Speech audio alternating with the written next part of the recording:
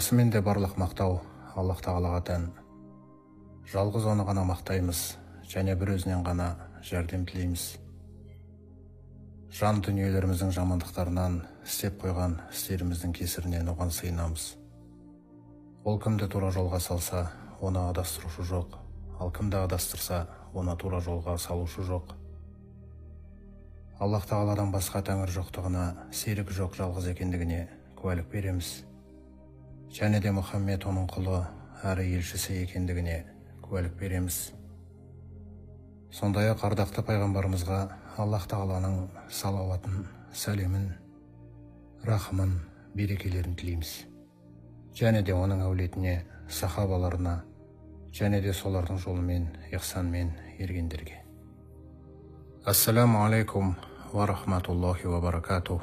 Құрметті жамағат, біз сіздермен Рамазан айының тәлім тәрбиесіндеміз. Аллах Тағала бәрімізге пайдалы білім нәсіп етсін. Құрметті жамағат, бүгін сіздермен Рамазан, Құран айы деген тақырыпта сұхбаттасамыз. Себебі Аллах Тағала осы Рамазан айының оразасымен байланысты түсірген аяттарының бірінде, яғни Әл-Бақара сүресінің 185 аятының басында былай деп білдірген: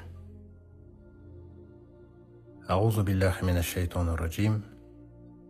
Шахру рамадан аллази унзила фихи ал-Қур'ану худан линнаси ва баййинати минал худа вал фурқан. Яғни, күллі адамдарға тура жол жетекшісі етіп, және де сол тура жолды егжей-тегжейлі баяндайтын, сондай-ақ дұрыс пен терістің farқын айырып танытатын айқын дәлелдер түрінде бұл Құран осы Рамазан айының ішінде түсірілді дейді. Демек, құрметті жамағат, Рамазанды Рамазан қылған, Рамазанның түндерінің ішіндегі қадір түні қылған, сондай-ақ пайғамбарымызды пайғамбар қылған, саллаллаху алейхи вассалам, осы қасиетті Құран. Осы қасиетті Құран арқылы Рамазан айы мұбарак айға айналды. Қадір түні қадірлі түнге, мың айдан да хайырлы түнге айналды. Және де пайғамбарымыз саллаллаху алейхи вассалам күллі адамзаттың, күллі пайғамбарлардың мырзасына айналып, Алланың есімімен қатар оның да есімі қоса айтылып тұратын үлкен мәртебеге еленді. Осылайша, құрметті жамағат, осы Рамазан айында осындай керемет Құранын түсіріп бергені үшін бізден үлкен шүкірлік талап етіледі. Сол шүкірлікті Аллах Тағала осы Рамазанның күндізінде ораза ұстауымыз арқылы білдіруімізді қалады. Сондай-ақ оның түндерінде және де күндізгі сағаттарында осы қасиетті Құранды оқуымыз арқылы шүкір етуімізді қалады. Өйткені жаңағы аяттарынан кейін Аллах Тағала «Фәмән шахида минкуму шахра фәлиясум». Кім сендерден осы айда куә болса, осы айда тірі болса, онда бұл айды ораза тұтсын дейді.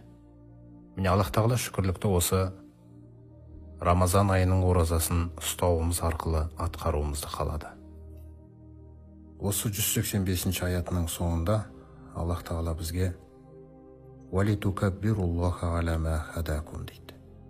«Валағаллакум ташкурун». Сендерді тура жолға салғаны үшін, Алланы ұлықтауларың үшін, яғни осы ұлықтауларың үшін парыз етілді дейді Рамазан айының оразасы. Және де осы құран үшін бәлкім сендер Аллаға шүкір етерсіңдер дейді. Аллах тағаланың біздерді бөлеген нығметтері өте шексіз. Яғни әрбір нығметі өз алдына бізден шүкірлікті талап етеді. Алайда осы нығметтердің ішіндегі ең үлкені, және де біз оған сондай дәрежеде қарай бермейміз. Осы нығметтердің ең үлкені ол Алла тағаланың бізді тура жолға салуы. Бұған неге маңыздылық бермейміз? Себебі біз өзімізге назар аударсақ, күнделікті тіршілігімізде, мысалы бір іс ойымыздағыдай болмай қалды, ризығымыз тарылып қалды, бақшадағы жеміс ағаштарымыз жеміс бермей қалған кез болады, ауырып қалған кезіміз болады. Яғни әртүрлі бір нығметтерге Алла тағала тарапынан бізді сынау үшін бір нұқсан келген кезде, біздің көңіліміз түсіп қалады. Яғни біздің көңіл күйіміз сол нәрселерге тәуелді өмір сүруде да. Егер сол нәрселерге нұқсан тимесе, біз көңілдіміз. Егер де нұқсан тисе, біз көңілсізбіз. Біз қай нығметті байқамаудамыз? Алла тағаланың тура жолға салғаны деген нығмет мүлде істеп тұрған жоқ. Сенің қалтаңда мысалы ақша аз болса да, сенде тура жол тұр ғой. Қалай сені Алла тағала тура жолға салады, сосын сен көңілсіз боласың. Адамның ең қатты қуанатын нәрсесі, бірінші орында тұрған, ең қатты қуанатын нәрсеңіз, қуанышыңыз, ол тура жол. Басқа нәрселер келіп кетіп тұратын нәрсе да. Бірақ тура жол деген нәрсең, тура жол деген нәрсе нығметің бойыңда тұрғандықтан, сен қалайша ренжисің тағдырға. Сондықтан осы тура жолдың қадірін біз дұрыс түсіну керекпіз. Ауырып қалған кезіңізде ең бастысы сен тура жолдасың. Қалтаңда ақшаң азайып қалған кезде сен тура жолдасың. Жеміс бермей қалды бақшаңыз, тура жолдасың. Көлігіңнің дөңгелегі сынып қалды, мысалы, тура жолдасың. Сен тура жолды жоғалтпағандығыңа қуан. Сен тура жолға, Алла тағала сонша адасып жүрген өмірден кейін осындай керемет тура жолына әкеп қойғаны үшін біз қуанышымызды осы жерге қарай негіздеу керекпіз. Осы нығметті біз ерекше түсінсек, біздің басымызға қандай сынақ келсе де, біз пайғамбарымыз саллаллаху алейхи уассалам үйреткендей альхамдулиллахи аля кулли хал деп айта аламыз. Барлық мақтау Аллаға тән, қандай хал болса да. Осы қуаныштың өзін, құрметті жамағат, біз дұрыстап алу керекпіз осы Рамазан айында. Сондықтан осы тура жолға салғаны үшін осы Рамазан айының оразасын ұстайсыңдар дейді. Осы Рамазан айының оразасын ұстауларың Алла тағаланы ұлықтауға жатады дейді. Яғни біз Аллаху әкбар деп тілімізбен тәкбір айтқан кезде, біз оны тілмен, зікірмен ұлықтадық. Алайда күймен ұлықтау деген нәрсе бар екен да, ол ораза. Таң атқаннан кешке дейін сіз Алланы ұлықтап жүрген адамсыз. Сіздің күйіңіз сондай. Өйткені ол саған сол оразаны ұстатқан, ол сені тамағыңнан, суыңнан, құмарлықтарыңнан тыйған. Осылай шүкір етесің дейді осы қасиетті Құранда.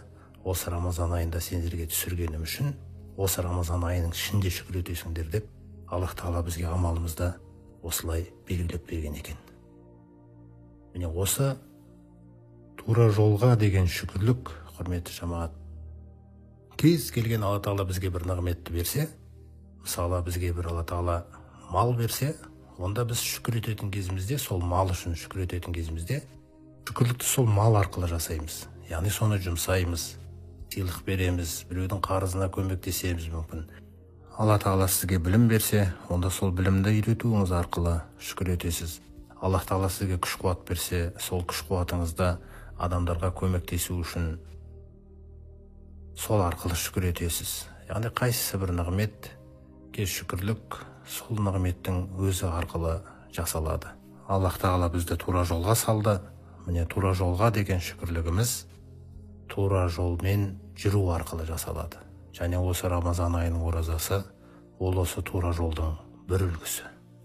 Осылайша, құрметті жамағат, жалпы біз қуанатын нәрсе, Аллах Тағала жүрегімізге иман бергеннен кейін, осындай тура жолына салғаннан кейін, біз үшін ең қатты қуанатын нәрсе ол жалпы екі нәрсе. Біріншісі, Аллах Тағаланың бізді тура жолға салғаны. Міне бұған жететін қуаныш жоқ. Осыны біліңіз. Қандай да бір нәрселермен Алла Тағала жаңағындай сынап жатқан болса, ол нәрселер көңіліңізді түсірмесін. Өйткені Алла Тағаланың сынағы. Сен сол нәрселер болғандықтан Аллаға разысың ба, әлде олар болмай қалған кезде наразы болып, біраз жүресің ба өкпелеп. Ол сынағы. Бірақ ең басты сіздің қуантатын нәрсе, ол сіздің тура жолмен жүруіңіз. Алла Тағаланың сізді тура жолға салуы, міне бұл ең керемет қуаныш. Осы қуаныштан айырмасын Алла Тағала бізді. Екінші қуаныш, Аллах Тағала Юнус сүресінде 57-58 аяттарда айтады. Міне толыққанды тоқталып кетейік. Аузу биллахи минаш шайтанир раджим. Я айюханнас, ей адамдар, қад жаәткум мауғизатун мин раббикум.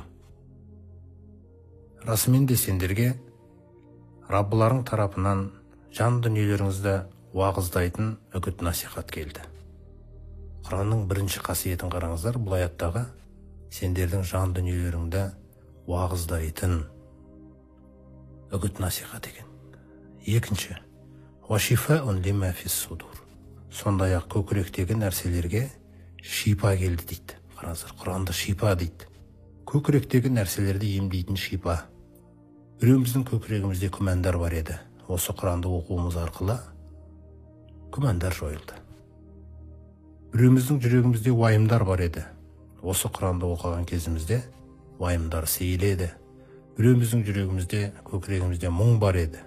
Аллах Тағаланың осы қасиетті Құранын оқуымыз арқылы жаңағы мұң тарқады, жүрекке тыныштық келді. Сондай-ақ біздің көптеген нәрселерді білмейтін сұрақтарымыз көп еді. Құранды оқуымыз арқылы, сол сұрақтарға жауап берілу арқылы жанымыздың сол тұстары емделді. Не бұл Құранда Алла Тағала шипа деп жатыр. Бойымыздағы қандай да бір жаман қылықтар болған болса, осы Құранды оқыған кезімізде жаңағы жаман қылықтар жойылуға қарай бағытталып, орнына жақсы қасиеттер келіп, орнығу арқылы да шипа жүзеге асады. Өйткені бұл Құран жан дүниеңді емдейді. Дәрігерлер тәніңді емдесе, бұл Құран сіздің жан дүниеңізді, сана сезіміңізді, түйсігіңізді, өмірге деген мақсатыңызды, ең маңызды тұстарыңызды осы Құран емдейді. Сондай-ақ бұл Құран уахудан, және де ол тура жол сендерге келді дейді. Үшінші қасиеті тура жол дейді. Яғни сіз сол Құранды ұстануыңыз арқылы тек оған бойұсынасыз, оны оқисыз, тыңдайсыз, айтқанымен жүресіз.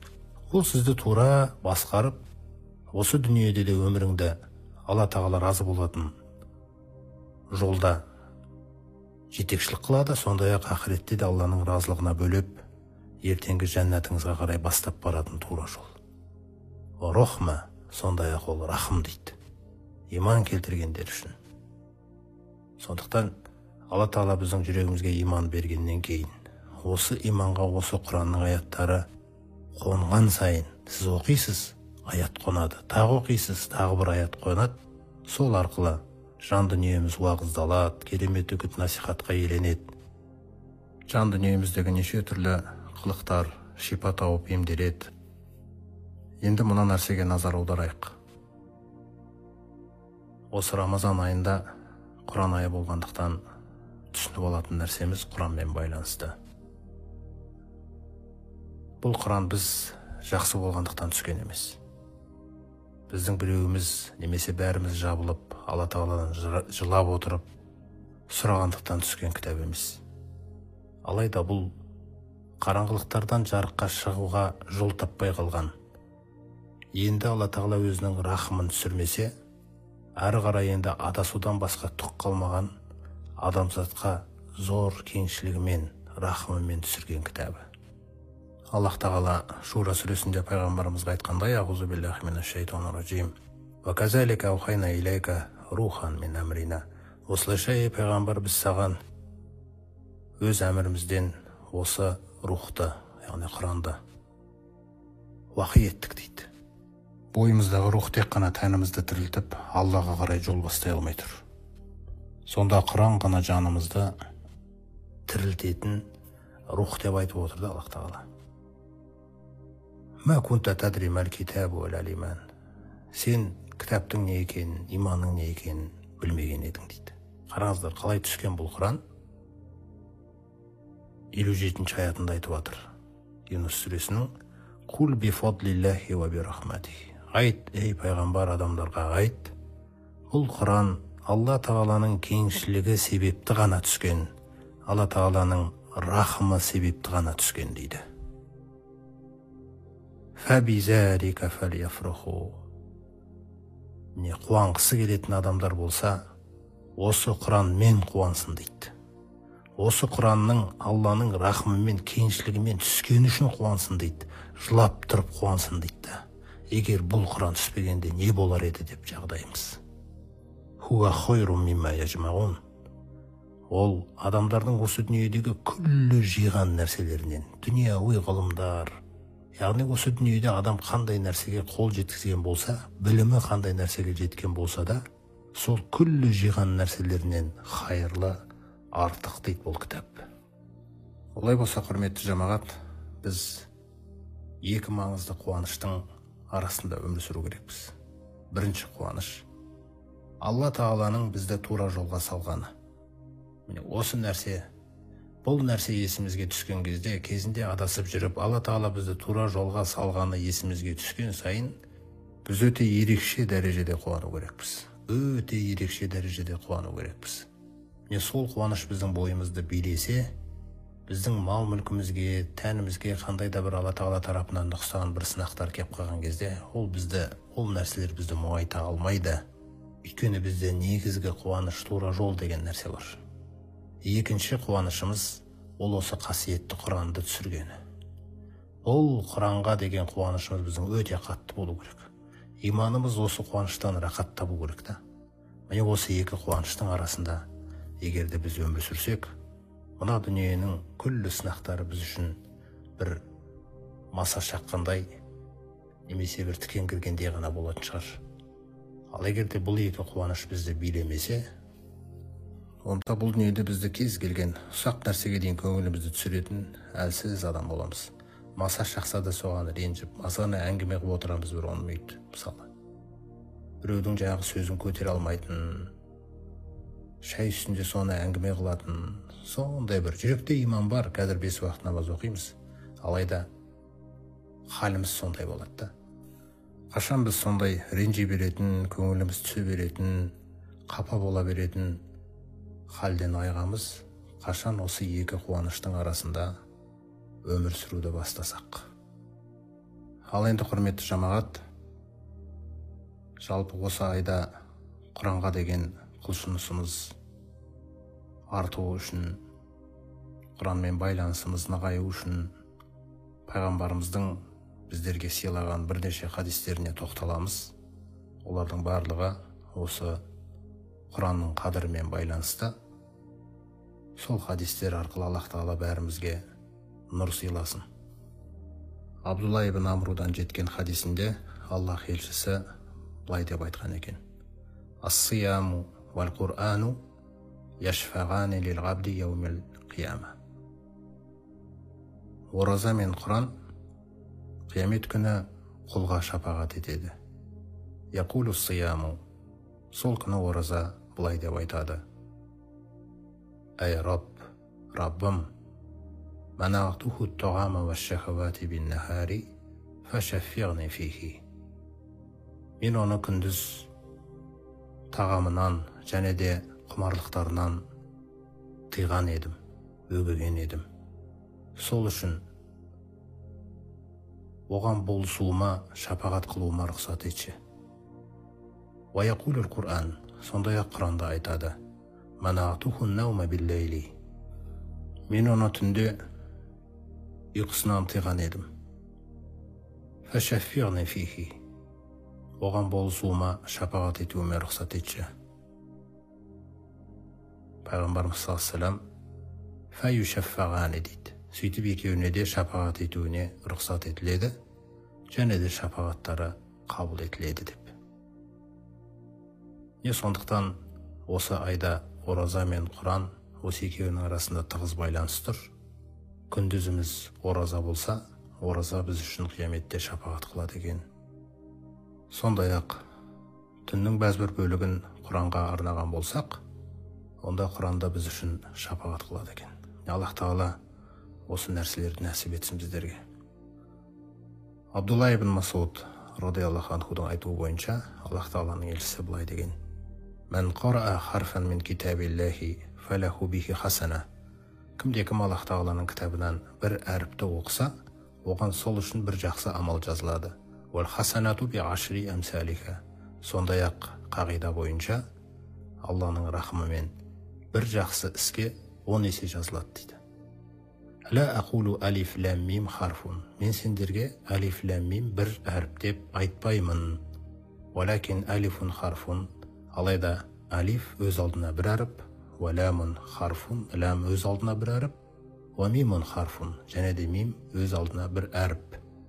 Міне осы Бақара сүресін мысалы сіз бастап жатқан кезіңізде, алиф лам мим деп оқыған кезіңізде, сізге осы хадистің уәдесі бойынша 30 жақсы амал жазылады екен. Яғни сіз осы 3 әріпті оқуыңызбен дәл сол сәтте 30 жақсы амал жасадыңыз деп жазылады екен. Ал енді бұл әріптерді ары қарай оқи беретін болсаңыз, Рамазанда жәннаттың есіктері міне ашық, үлкен майдан берілді. Әлі бірнеше күндері бар бұл айдың. Міне осы сауаптарға қарай біз үлгеру керекпіз. Сондай-ақ Абдулла ибн Масуд тағы бір риуаятында Аллах елшісінің мына сөзін жеткізген: "Мән сарраху ан юхиббаллаха ва расулаху фальяқра фил мусхаф." Кім Алланы және де елшісін жақсы көретіндігіне қуанғысы келсе, онда Құранды оқысын дейді. Қараңыздар, сіз Құранды оқып жатқан кезіңізде Алла мен елшісін жақсы көретіндігіңіздің дәлелі екен. Яғни Алла мен елшісін жақсы көретіндігімізді неғұрлым Құранға көп берілеміз, оқитын сағаттарымыз болады, соғұрлым Алла мен елшісін жақсы көретіндігіңізге қуана берсеңіз болады екен. Айша анамыздан жеткен риуаятта Аллах Тағаланың елшісі былай дейді: "Иннал байта аллази юқрау фихил Құр'ану ятара'a ли ахлис самаи кама татара'a ан-нуджуму ли ахлил арди." Жердің тұрғындарына аспандағы жұлдыздар қалай жарқырап, жылтырап көрінген болса, дәл сол секілді аспанның тұрғындарына да жердің бетінде ішінде Құран оқылып атқан үйде солай жұлдыздар секілді жарқырап көрінеді дейді оларға. Олай болса, егер де біз өзіміздің үйімізді періштелерге қарай жарқыраған бір жұлдыз сияқты көрінуін қаласақ, онда бұл нәрсені Құран арқылы, Құранды оқуымыз арқылы іске асырсақ болады екен. Міне бүгін бізге өмір осындай кереметтерді атқарып алуымыз үшін берілген. Сол нәрселерді біз үлгеру керекпіз. Әсіресе осы Рамазан айының ішінде баршамыздың үйлеріміз періштелерге осындай жарқыраған жұлдыздар болып көрінуін нәсіп етсін, оларда куә болатындай. Абу Муса аль-Ашари радиаллаху анху мынандай бір керемет хадисін естіген екен пайғамбарымыз саллаллаху алейхи вассаламның. Сонда Аллах Тағаланың елшісі былай деген екен: "Ал-муъмину аллази яқрау ал-Құр'ана ва яғмалу бихи калутруджа тағмуха тойибун ва рихуха тойибун." Құранды оқитын және де онымен амал қылатын. Міне бұл хадисте оқу мен амал деген ұғымдар келді. Құранды оқитын әрі де оның ішіндегі талабына сай амал қылатын мүмин ол апельсинге ұқсайды дейді. Оның дәмі де жақсы, иісі де жақсы. Дәмі де жақсы, иісі де жақсы, қараңыздар. Дәмі деген ол амал, иісі деген ол оқуы. Вал-муъмину аллази ла яқрау ал-Құр'ана ва яғмалу бихи. Ал енді Құранды оқымай жүрген, бірақ амал жасап жүрген, яғни 5 уақыт намазы бар, оразасы бар, садақасы бар, Құрандағыдай амалдары бар. Бірақ Құранды оқымайды. Ерінеді, уақыт таппайды, тілім келмейді дейді, тағы да басқа себептер. Міне мұндай мұъминді пайғамбарымыз саллаллаху алейхи уассалам кәттамро деп құрмаға теңейді. Тоғмуха тойибун, дәмі оның жақсы, вәлә риха лаха, бірақ оның иісі жоқ дейді. Мәсәлул мунафиқи әлләзи яқраул Құр'ана. Ал енді Құран оқып жүрген мұнафықты мысалға келтірсек, кәр райхана, ол райхан гүліне ұқсайды дейді. Рихуха тойибун, оның иісі жақсы, ва тоғмуха муррун, ал дәмі ащы дейді. Сондай-ақ ва мәсәлул мунафиқи әлләзи ла яқраул Құр'ана. Ал енді Құранды оқымайтын мұнафыққа келетін болсақ, оның мысалы кәл ханзала, ханзала деген өсімдікке ұқсайды дейді. Яғни мағынасы ләйсә лаха рихун ва тоғмуха муррун, оның иісі жоқ, дәмі ащы дейді. Міне құрметті жамағат, Аллах тағала осы Рамазан айында бәрімізге апельсин секілді болуымыз нәсіп етсін. Абу Хурайрадан жеткен хадисте пайғамбарымыз саллаллаху алейхи вассалам былай деген: мәжтамаға қаумун фи бейтин мин буютиллахи ятлуна китабаллахи ва ятадарасунаху бейнахум илля назалат алейхим ас-сакинату ва ғашиятхумур рахма ва хаффатхумул малаика ва закарахумуллаху фиман индаху. Қандай да бір адамдар Аллах тағаланың үйлерінің бірінде, яғни мешіттерде жиналған болса, қазір енді мешіттерде мүмкіндік болмағаннан кейін бұл нәрсені үйде істеуге мүмкіндік бар. Отағасы, жұбайы және де балалары отырып жасаса болады. Жасалатын амал қандай? Қандай да бір қауым Аллах тағаланың үйлерінің бірінде жиын құрып, Алланың кітабын оқитын болса, және де оны өзара дәріс қылатын болса, онда олардың үстілеріне Аллах тағала тыныштықты түсіреді дейді. Және де оларды Алланың рахымы бүркейді. Ва хаффатхумул малаика, сондай-ақ оларды періштелер қоршап алады дейді. Ва закарахумуллаху фиман индаху, және де Аллах тағала олар жайында өзінің құзырындағы жақын періштелеріне айтып береді дейді. Тамим ад-Дари деген сахабасынан Аллах тағаланың елшісі былай деген: Мән құра ашра аятин фи лейлатин. Кімде-кім бір түннің ішінде 10 аятты оқыса, намазда немесе Құран ашып отырып, бір түннің ішінде 10 аят оқыса, кутиба лаху қинтар, онда оған қинтар деген көлемдегі сауап жазылады. Бұл қинтар деген көлемдегі сауапты пайғамбарымыз жалпы былай түсіндірген: вал қинтару хойру минад дуния ва ма фиха. Қинтар деген көлемдегі сауап ол осы дүние мен оның ішіндегі нәрселердің күллісінен артық дейді. Мысалы, осы дүниенің күллісін сіз біреуге садақа беріп жіберсеңіз, қандай сауап жазылады оған? Сонда пайғамбарымыз саллаллаху алейхи вассалам бұдан да жеңіл нәрсені айтып отыр. 10 аят оқысаң түннің ішінде, осы дүние мен оның ішіндегінің нәрсесінен күллісінен артық көлемдегі сауап жазылады дейді саған. 10 аят керек екен.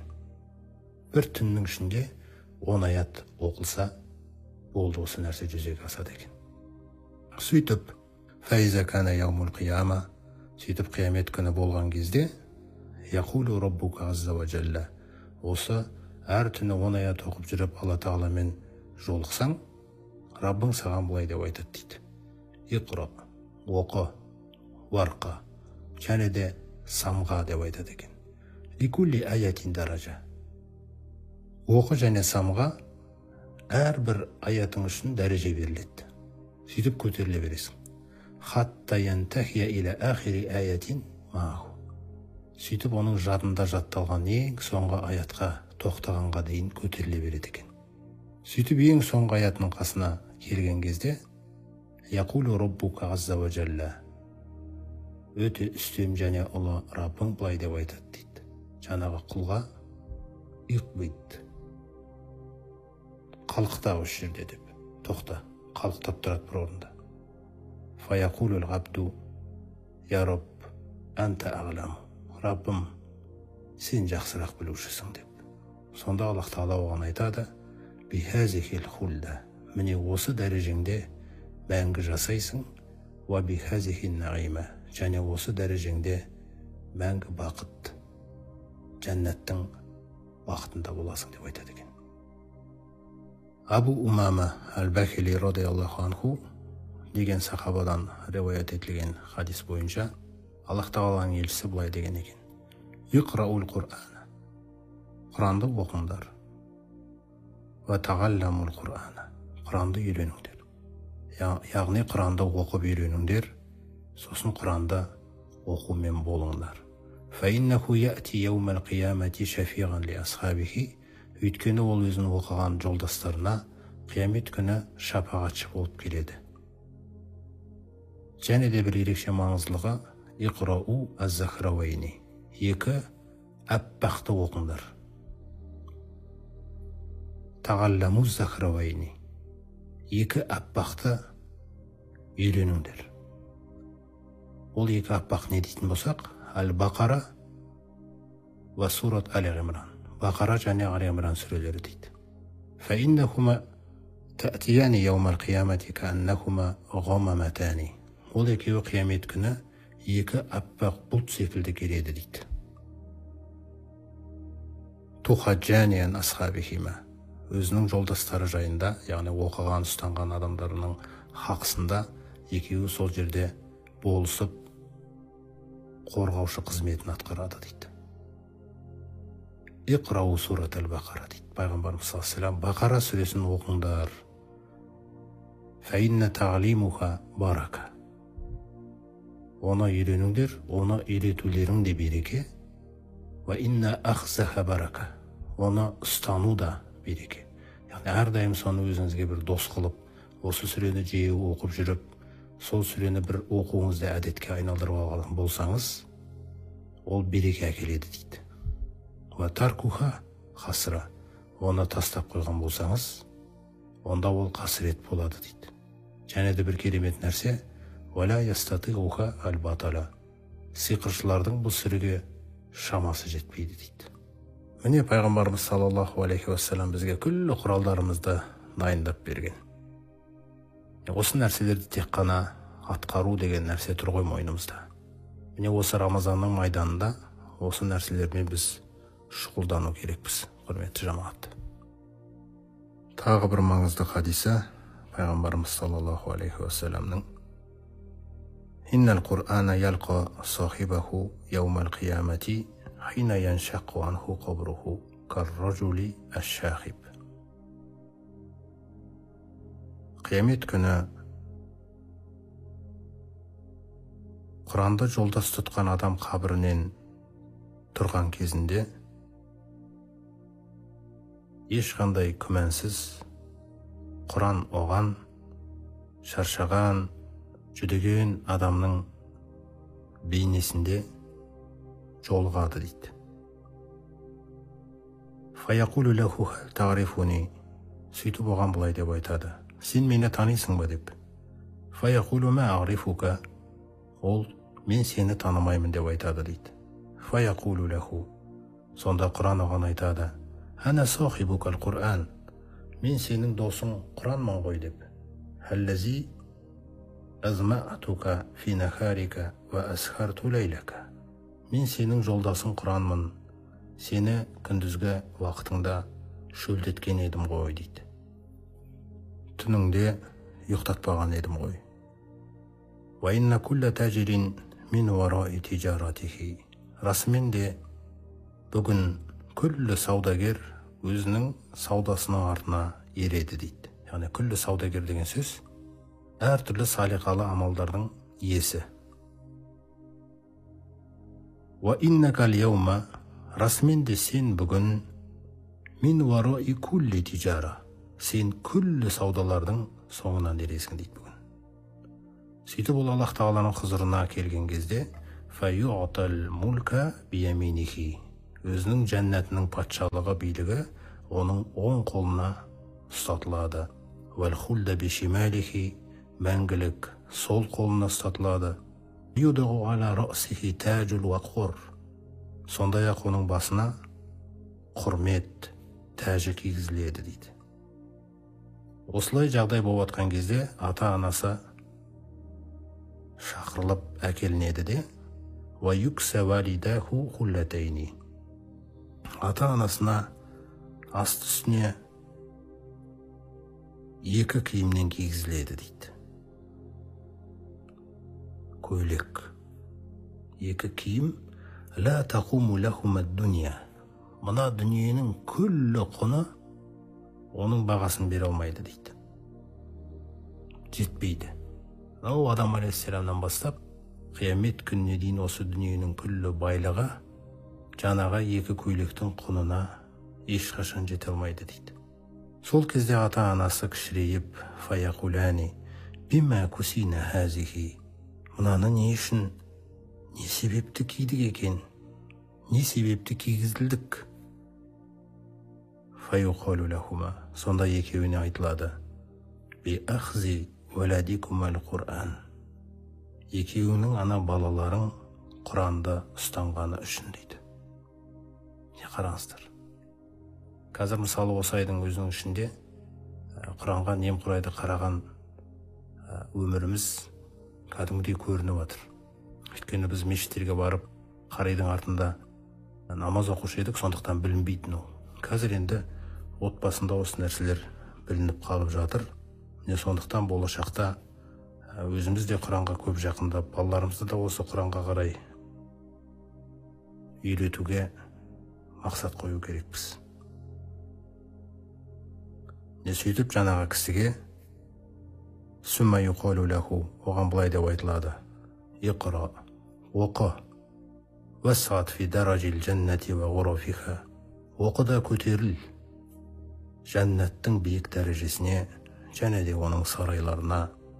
Ураттил кама кунта тураттилу фи дуния, дүниеде қалай мәнерлеп жақсылап оқыған болсаң, қазір де солай оқышы деп бұйрық беріледі.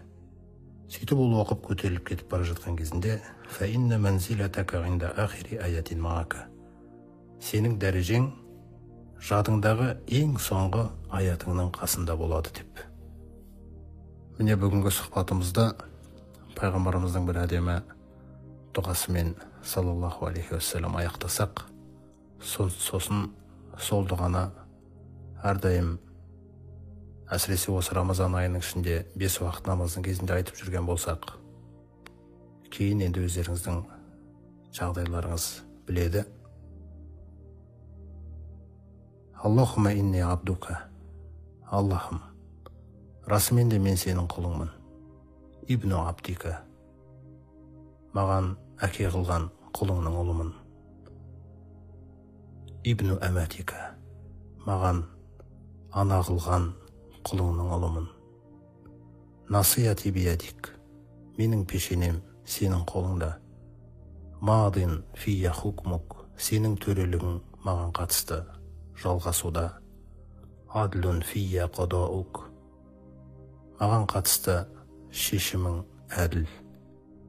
Әсәлука би кулли исмин хуалак, сәммейта бихи нәфсәк, сен өзіңді атаған әрбір көркем есімің арқылы сенен сұраймын. Ауғалламтаху ахада мин халқик, не жаратылыстарының біріне үйреткен есімдерің арқылы. Ау анзалтаху фи китабик, не кітабыңда түсірген есімдерің арқылы.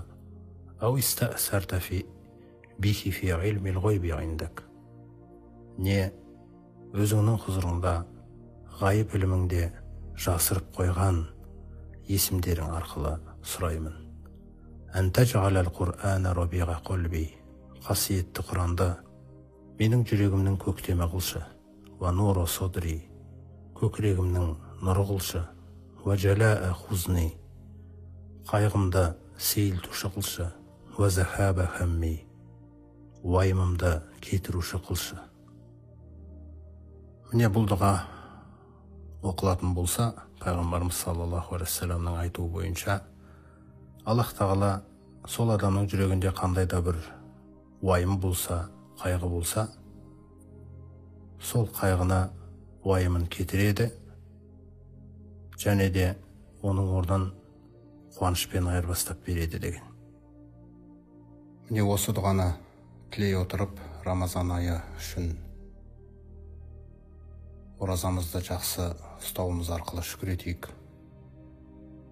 Құран үшін Құранды оқып, оған амал жасауымыз арқылы шүкір етейік. Үлкен болайық, кіші болайық, бәріміз Құранның алдында баламыз.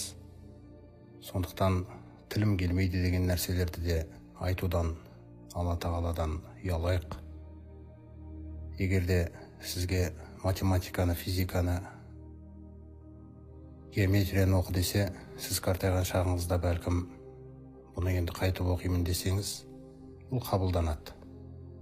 Алайда Аллах тағаланың кітабын қалай оқимын десек, бұл нәрсе айтылуға болмайды. Өйткені бұл Аллах тағаланың сенің бақытың үшін түсірілген кітабы. Сондықтан осы айда өсиет ретінде әркім өзінің отбасында осы Құранда Рамазан айында бір айдың ішінде толық оқылып шығу жоспарын құру керекпіз. Үйіміздегі барлығымыз жиналып, кезек-кезек біреуіміз бір аятын оқып, екіншісі екінші аятын оқып дегендей жолмен ба, әйтеуір қайсы ыңғайлы болса да, осы Құранда толық хатым қылып оқуды жоспарлау керекпіз. Бұрынғы салиқалы құлдардың айтуы бойынша, жалпы осындай Құран толық оқылғаннан кейін, хатым қылынғаннан кейін, қандай нәрсесін Раббысынан сұраса дұғаларына жауап беріледі деген. Осы айдың ішінде біз Құранды басынан аяғына дейін оқуды жоспарлайық. Осы арқылы қасиетті Құранға, Құран үшін шүкір етейік Аллах тағалаға. Сондай-ақ Рамазаннан кейін де ертең Бақара мен Али Имран сүресін аптасына бір мәрте жоқ дегенде басынан аяғына дейін оқуымыз өте маңызды. Өйткені бағана естідік, хадисте сол екі сүре, сол екеуін үйреніңдер, оқыңдар деп пайғамбарымыз өсиет қылып жатыр. Өйткені екеуі де шапағатшы болып келеді ертең. Міне сондай жақсылықтардан кешігіп қалмайық, құрметті жамағат. Аллах тағала осы айда бізге Құранының, тура жолының қасиетін ерекше бір бағалайтын дәрежеге, сондай бір халге жеткізсін бәрімізді. Алла тағаланың бізді тура жолға салғаны үшін осы тура жолының бетін күллі нығметтерден артық бағалайтын күйге еленейік. Тура жолына, тура жолда жүруіміз арқылы, соны бағалауымыз арқылы шүкір етейік. Қасиетті Құранын оқудан ешқашан шаршамауымыз арқылы, қолымыз босай қалса соны ашып, күндіз ба түнде ме оқуымыз арқылы Алла тағалаға осы үлкен ұлы Құраны үшін шүкір етейік.